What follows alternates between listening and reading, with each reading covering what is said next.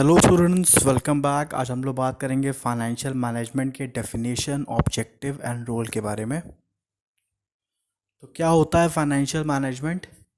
Financial management is concerned with the optimum utilisation as well as uses of finance. तो financial management में हम लोग study करते हैं कि जो हमारे पास फंड है, जो हमारे पास पैसा है हमारे बिजनेस में, उसका बेस्ट यूज़ कैसे किया जा सके।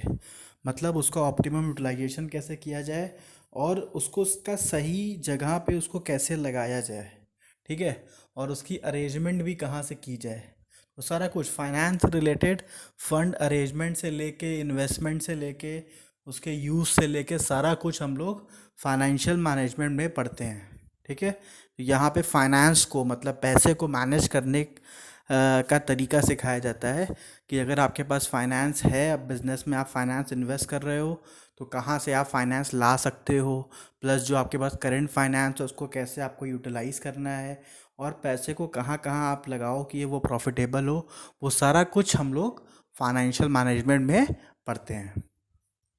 नेक्स्ट आते हैं ऑब्जेक्टिव। क्या ऑब्जेक्टिव है फाइनेंशियल मैनेजमेंट का? The prime objective of financial management is to maximize the shareholders' wealth by maximizing the market price of the company share। तो फाइनेंशियल मैनेजमेंट का मेन ऑब्जेक्टिव ये है कि जो हमारे शेयर होल्डर्स हैं, जो हमारे कंपनी में पैसा इन्वेस्ट किए हैं, उनके वेल्थ को मैक्सिमाइज़ करना। तो उनके वेल्थ को आप कैसे मैक्सिमाइज़ कर सकते हैं? उसको मैक्सिमाइज़ करने का एक ही तरीका है कि उनके शेयर का प्राइस बढ़े। अगर उनके शेयर का प्राइस बढ़ेगा तो ऑटोमेटिक जो उनका वेल्थ है वो बढ़ेगा। जैसे एग्जांपल लेते हैं, किसी शेयर होल्डर ने हमारे कंपनी में 1 लाख रुपीज़ इन्वेस्ट किया है और मार्केट में हमारा जो शेयर है वो 1000 रुपीज़ का बिक रहा है। तो उसने अब 1 लाख रुपीज़ इन्वेस्ट किया है। अब वही शेयर अगर 1000 का 2000 हो जाएगा तो उसका जो कैपिटल है वो 1 लाख का 2 लाख हो गया ना। तो कॉन्सेप्ट यही है फाइनेंशियल मैनेजमेंट में, हम अपने बिजनेस में फाइनेंस का सबसे बेस्ट यूज़ करते हैं ताकि जो हमारे शेयर होल्डर्स हैं उनका कैपिटल मैक्सिमाइज हो सके, उनके शेयर का, हमारे कंपनी के शेयर का दाम बढ़े और उनका जो कैपिटल हो वो ज़्यादा से ज़्यादा मैक्सिमाइज हो, ताकि हमारी कंपनी का अच्छा रेपुटेशन हो और उसके बाद भी और भी नए शेयर होल्डर्स हमारी कंपनी में आना चाहें, ठीक है।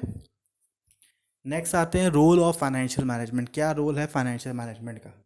To determine the both long term and short term capital requirement of business.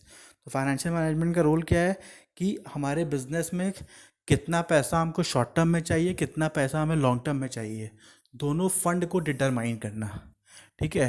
क्योंकि देखिए कंपनी के दो रिक्वायरमेंट्स होते हैं, एक होता है शॉर्ट टर्म रिक्वायरमेंट, तो एक होता है लॉन्ग टर्म रिक्वायरमेंट। तो शॉर्ट टर्म रिक्वायरमेंट क्या होगा? डे टू डे रिक्वायरमेंट, जैसे वर्किंग कैपिटल जिसको हम कहते हैं।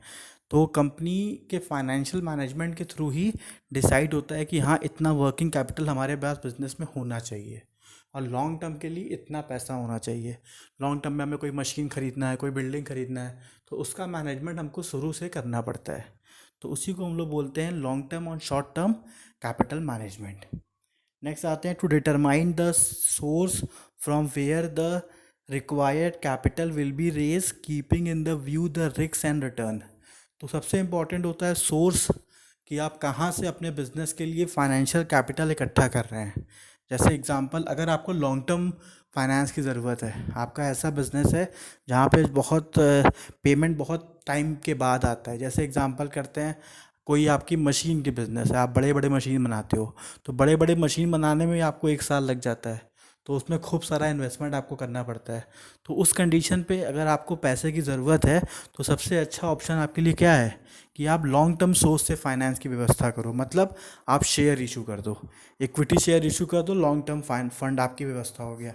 अब मान लीजिए आपका ट्रेडिंग बिजनेस है, ट्रेडिंग बिजनेस में क्या हुआ, आप रोज़ खरीदते हो रोज़ बेचते हो सामान, तो उसमें क्या, या फिर आपका पेमेंट 10 दिन के अंदर आ जाता है, तो आप शॉर्ट टर्म फंड भी व्यवस्था कर लेंगे तब भी आपका बिजनेस अच्छा चलेगा। आप बैंक से लोन ले सकते हो शॉर्ट टर्म फंड के लिए।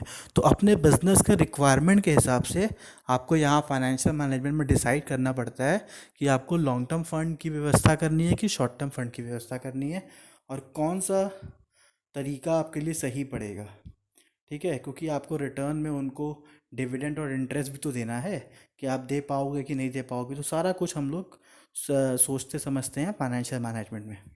नेक्स्ट है to decide about the proper allocation of fund into the profitable investment keeping in the view their safety as well। अब इसमें क्या बता रहा है कि आपके पास फंड तो आ गया, अब इम्पॉर्टेंट ये होता है कि उसका प्रॉपर एलोकेशन करिए, मतलब उसको सही जगह यूज़ करिए।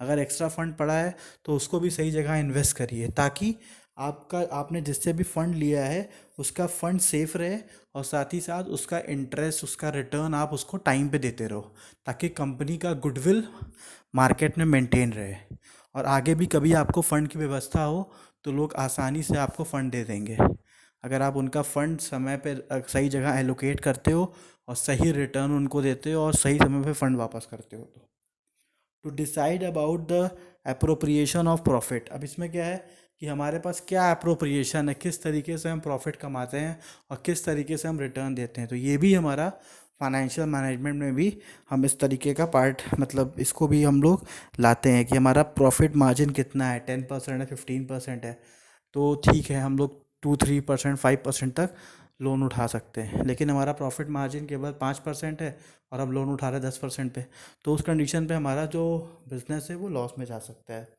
तो प्रॉफिट अप्रोप्रिएशन ऑफ प्रॉफिट को जज करना बहुत ज़रूरी होता है। To ensure the effective management of cash to maintain the liquidity in the organisation.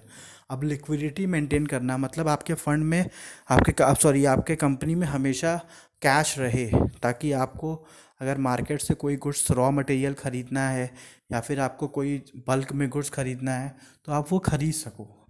ठीक है, तो ये भी एक तरीके का कैश रिक्वायरमेंट को फुलफ़िल करने के लिए भी हम लोग फाइनेंशियल मैनेजमेंट का यूज़ करते हैं, ताकि हमारे पास एडिक्वेट फंड हो हमारे बिज़नेस में, और हम जो भी चाहें अपने बिज़नेस के हिसाब से ख़रीद सकें और उसको बेच सकें। क्योंकि बिज़नेस में ना बहुत सारे ऐसे टाइम्स आते हैं जहाँ पे कोई भी सामान आपको बहुत सस्ता मिलता है, तो फंड ना होने की वजह से बहुत सारे बिजनेसमैन उसको नहीं खरीद पाते हैं, और बाद में वो महंगा खरीदते हैं और फिर महंगा बेचते हैं। महंगा बेचने के कारण कस्टमर उनका सामान नहीं खरीदते।